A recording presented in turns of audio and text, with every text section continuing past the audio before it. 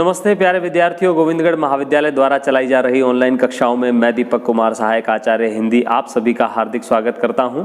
और जैसा कि आप जानते हैं कि हम बीए तृतीय वर्ष के प्रथम प्रश्न पर चर्चा कर रहे हैं और इस प्रश्न पत्र में विश्वविद्यालय द्वारा जो पाठ्यक्रम निर्धारित किया गया है उसमें आधुनिक काल के प्रमुख कवियों की कुछ रचनाओं का संकलन किया गया है और उनमें भी मैथिली शरण गुप्त द्वारा रचित साकेत महाकाव्य के नवम सर्ग से जो उर्मिला के विरहताप से संबंधित है, उर्मिला की विरह वेदना से संबंधित है, उसके कुछ गीत आपके पाठ्यक्रम में शामिल किए गए हैं। उनके कुछ गीत हम पूर्व में जिन पर चर्चा कर चुके हैं।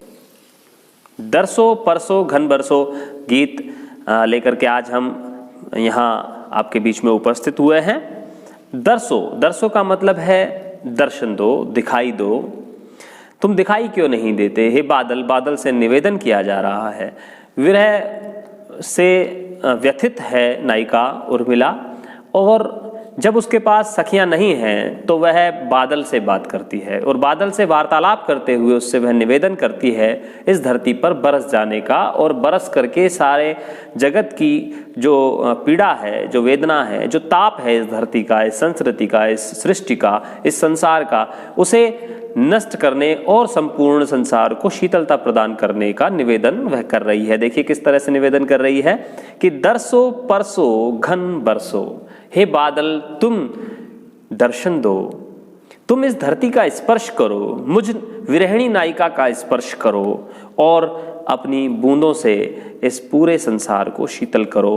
हे बादल बरसो। सरसों सरसता प्रदान करो, रस से मग्न कर दो, रस से भर दो, रसपूर्ण कर दो, सरसता से आप्लावित कर दो जीर्ण शीर्ण जगती को। जीर्ण शीर्ण जो जगत जो सारा जीर्ण शीर्ण हो चुका है, शुष्क है, ऊसर है, ऐसी धरती को तुम नव यौवन प्रदान करो और नव यौवन प्रदान करने के लिए तुम बरसो। घुमड़ उठो आषाढ़ उमड़ कर पावन सावन बरसो। घुमड़ उठो आषाढ़, हे आषाढ़ के बादल तुम घुमड़ उठो। आषाढ़ में तुम उमड़ घुमड़ करके हे बादल तुम इस संपूर्ण धरती को पावन कर दो, पवित्र कर दो। हे सावन बरसो, हे श्रावण के बादल तुम बरसो। भाद्र भद्र, हे बादल तुम भादो ऋतु को भद्र कर दो या सज्जनता प्रदान कर दो, उसे और शीतल कर दो। आश्विन के चित्रित हस्ती और आश्विन मास में आकाश में हाथी की तरह से चित्रित होने वाले बादल स्वाति घन बरसो और स्वाति नक्षत्र की बूंद प्रदान करके सीप को मोती प्रदान करने वाले बादल तुम बरसो। सृष्टि दृष्टि के अंजन रंजन, तुम सृष्टि रूपी दृष्टि के, यहां रूपक अलंकार है कि तुम सृष्टि रूपी दृष्टि के अंजन हो, काजल हो। रंजन मतलब सुंदर, सुंदर काजल की तरह से तुम सृष्टि रूपी दृष्टि में विराजमान हो। ताप विभंजन बरसो, इस धरती के समस्त प्रकार के ताप, तुलसीदास जी ने तो 3 प्रकार के ताप बताए हैं इस सृष्टि में, दैहिक दैविक भौतिक तापा, राम राज में काहू न व्यापा। तो दैहिक, दैविक और भौतिक 3 प्रकार के ताप हमारे शास्त्रों में बताए गए हैं, तुलसीदास जी ने भी बताए हैं। यहाँ पर कह रहे हैं बादल को वो ताप विभंजन कहा जा रहा है कि संपूर्ण संसार के ताप को नष्ट करने वाले बादल तुम बरसो। व्यग्र उदग्र जगत जननी के अई अग्र स्तन बरसो। संसार रूपी जगत जननी, संसार रूपी जो माता है या इस संसार, ये सृष्टि जो है ये माता है। तो इस सृष्टि रूपी माता जो अपने व्यग्र और उदग्र हृदय के साथ वर्तमान है, उसके अग्र स्तन तुम बरसो। यहाँ आप थोड़ा समझिए, अग्र स्तन मतलब जो नायिका, धरती रूपी जो नायिका है, इस संसार की माता रूपी जो नायिका है, वह अपने स्तनों से, आप जानते हैं कि माता जो होती है वो अपने स्तनों से दूध पिला करके अपने पुत्रों को, अपने बच्चों को वह पालती है, उनका पोषण करती है। उसी तरह से ये धरती जो है, ये धरती भी माता है। और बादल क्या हैं इसके?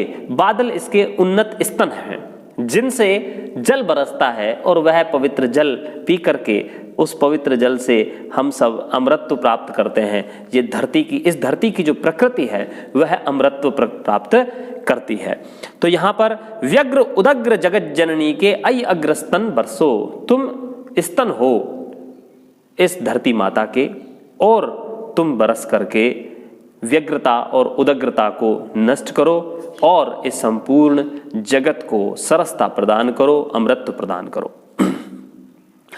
गत सुकाल के प्रत्यावर्तन, गत सुकाल के प्रत्यावर्तन हे शिखी नर्तन बरसो।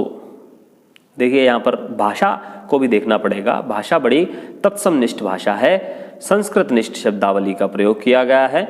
और ये खासियत भी है क्योंकि इससे पहले द्विवेदी काल की इस रचना से पूर्व, साकेत से पूर्व, यद्यपि साकेत का जो समय है वह द्विवेदी काल का नहीं है, छायावाद का है, और उतनी ही कोमलता और सरसता शब्दावलियों में भी देखने को मिल रही है, उतनी सूक्ष्मता भी, जितनी सूक्ष्मता छायावाद की विशेषता रही है भाषा में, उसी तरह की सूक्ष्मता भाषिक रूप से यहाँ पर देखने को मिलती है। गत सुकाल के प्रत्यावर्तन हे शिखी नर्तन बरसो, हे मोरों को नचाने वाले, मोरों को नचाने वाले, बादल को मोरों को नचाने वाला कहा गया है, और है भी, जब बादल गरजते हैं तो मोर नाचते हैं। तो हे शिखी नर्तन बरसो, मयूरों को नृत्य कराने वाले, हे शिखी, शिखी का मतलब है मयूर, मयूरों को नृत्य कराने वाले बादल बरसो। गत सुकाल के प्रत्यावर्तन, गत सुकाल के प्रत्यावर्तन का मतलब है जो पूर्व में बीत गया है। सुकाल, अकाल नहीं, सुकाल, अच्छा काल, जब बारिश खूब पड़ी हो तो उसे सुकाल कहा जाता है। तो जो बीत चुकी हो, बारिश का जो मौसम है जो बीत चुका है, उसे फिर से लाने वाले हे बादल तुम बरसो। जड़ चेतन में बिजली भर दो, जड़ चेतन में बिजली भर दो। और जड़ और चेतन दो तरह के तत्व हैं धरती पर, कुछ जड़ है, कुछ चेतन है। हम चेतन हैं, हम चेतन है ना, हमें चेतना है इसीलिए हम चेतन हैं। और जो इस प्रकृति के अन्य उपादान हैं, पहाड़ हैं, झरने हैं, नदियां हैं, ये सब अचेतन हैं, जड़ हैं। तो ये जो जड़ और चेतन है, ये सृष्टि जो बनी है वो जड़ और चेतन तत्वों से मिलकर के बनी है। तो जड़ चेतन में बिजली भर दो। बादल जब बरसते हैं तो अपनी बिजली भर देते हैं। बिजली मतलब है जीवंत कर दो, उनमें जागृति भर दो, उनमें चेतना भर दो। चाहे जड़ हो चाहे चेतन हो, उनमें जीवन का संचार कर दो। ओ उद्बोधन बरसो, उद्बोधन, जागृत करने वाला उद्बोधन। हम किसी को आवाज लगाते हैं जगाने के लिए, तो बादल से प्रेरणा, बादल से निवेदन किया जा रहा है कि वो आवाज लगा करके इस अपनी जो बादल की गहरी आवाज होती है, उमड़ घुमड़ने की जो आवाज होती है, उसका जो गर्जन होता है, तो उस गर्जन से तुम जड़ और चेतन जो जीव हैं, जो जड़ वस्तुएं हैं, उन सभी को चेतना का संचार उनमें कर दो। मंत्र पढ़ो, छींटे दो। मंत्र पढ़ो, किसके मंत्र? अपनी गर्जना के मंत्र पढ़ो, छींटे दो और इस सारे संसार को छींटे दो। आपने देखा होगा कि जब हमारे घरों में कोई धार्मिक कथा होती है तो उस कथा के अंत में जल के छींटे दिए जाते हैं पवित्र करने के लिए। वास्तव में मुझे लगता है कि छींटे दिए जाते हैं जागृत करने के लिए, कि हो सकता है कि कुछ लोग ऐसे हों जो उस कथा में कहीं कथा से ऊब गए हों और वो कुछ अभी ऊँग रहे हों या उदासीन होकर के बैठे हों, तो उन पर छींटे दे देता है। छींटे देने की एक परंपरा है कि छींटे दे करके उसे जगा दिया जाता है कि हाँ भाई अब जागो, अब कथा का महत्वपूर्ण अंश शुरू हो रहा है। तो इस तरह से बादल से ये निवेदन किया जा रहा है कि मंत्र पढ़ो, छींटे दो, जागे सोए जीवन बरसो, और सोए हुए जीवन को जगाने के लिए मंत्र पढ़ो और अपने छींटे दो, पवित्र छींटों से जगा दो। बरसो घट पूरो, और संसार रूपी जो घड़े हैं उनको पूरा कर दो, भर दो। त्रिभुवन मानस रस, त्रिभुवन के मानस रूपी घड़ों को, त्रिभुवन इस संसार में जो मानस रूपी घड़े हैं, मन रूपी घड़े हैं लोगों के, उनको रस से भर दो। कन कन छन छन बरसो, और प्रतिक्षण उनमें कण कण मतलब प्रत्येक कण में, प्रत्येक कण से भर दो बरसो। आज भीगते ही घर पहुँचे जन जन के जन बरसो।